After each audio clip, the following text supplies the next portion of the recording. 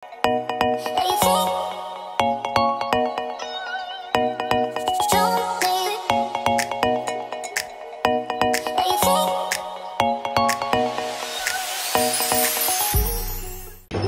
morning, it's our day 10 and we're having breakfast. Galing ng paggawaan ng pancake dito. Ayan, lalabas lang siya. So ipipress mo lang yung okay. Sana ganito sa bahay. I need this. Para kay Sarina, sobrang hilig sa pancake.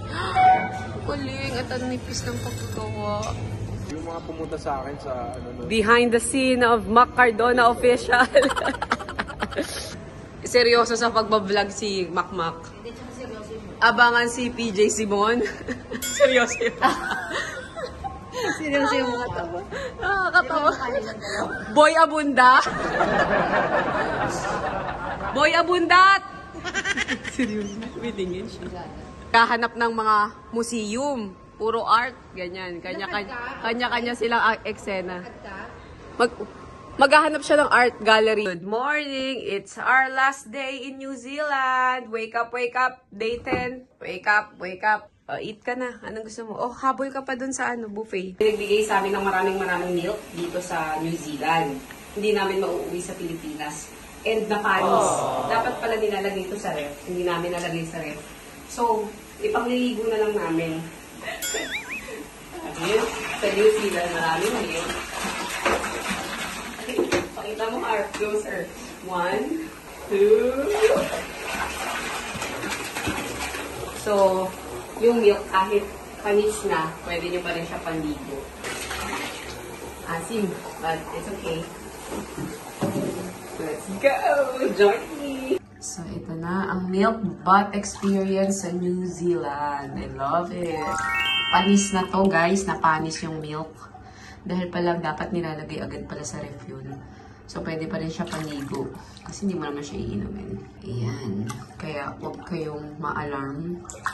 Dahil panis na ang gatas. Kesa ipapon, pinangligo na lang.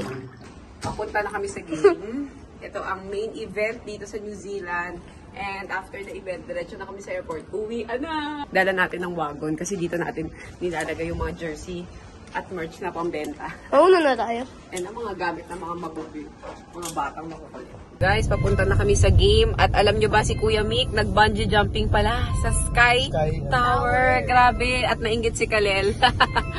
So, si Kuya Mosh ang aming designated driver for today. Kapatid to ni Mau. And we're going to the game. But first, papakainin ko muna tong dalawang big boys namin dahil gutom na daw sila. Yung dalawang girls na kay Tita Camille at dyan sila nag-McDo kanina. Ganda daw ng McDo kasi may playground. Ang laki nga. Okay, let's go. So, dito ang McDonald's ay may grilled chicken at mga Angus burger. Bongals. Ito na yun ako. We are here at the venue. Sobrang big ng venue. Grabe. And look at the referee. Yes. So, this is it. Yeah. Nawiwi yung nanay niya. Ito, regalo namin kay Lukulok to. O, naka-Jordan yan. With the socks. Tapos may onesie yan. O, partner yan. Binili ni Tito Rico ay Lukulok. Kasi favorite siya ni Tito Rico. Yeah. Pang 1-year-old na yung binigay sa'yo. Eh, 8 months ka pa lang.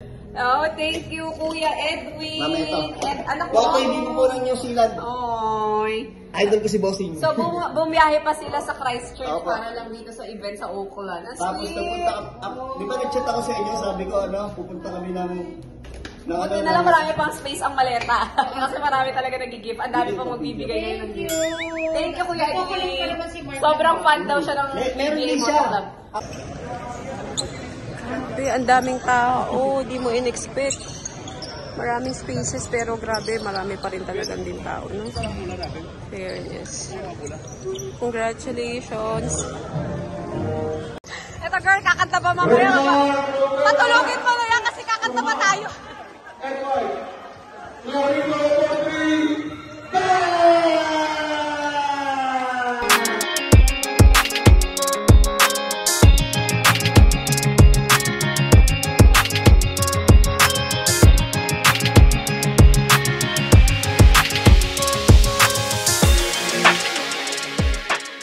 Nako, magpo-fourth quarter na guys.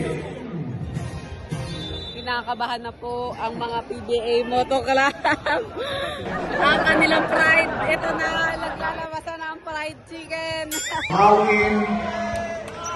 Iwan mo. Nasepang yung anak ko. Mimi siya nalungkot naman ako. Pwede magpaiwan. Pwede magpaiwan na. Gusto mo ba? Naiyak siya. Natiri eyes na rin ako. Oh. It's okay. We will be back. Yeah, she'll be back. Come in a different season. You're gonna miss each other, girls? Yeah. Huh?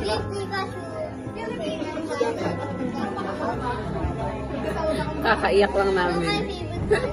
I will miss you, Ate Kayla, but we will see each other in the Philippines, guys. Mag-date, play date tayo nila Harm. Be a good girl, ha? Susulat ka kay tita. Okay? Oh my gosh. Ano ka ba magkikita tayo sa December? Bye! Is Rhea allowed to go to your place? Okay guys, patulog na kami ng 1 hour at kailangan nasa airport na kami ng 2:30. Good night!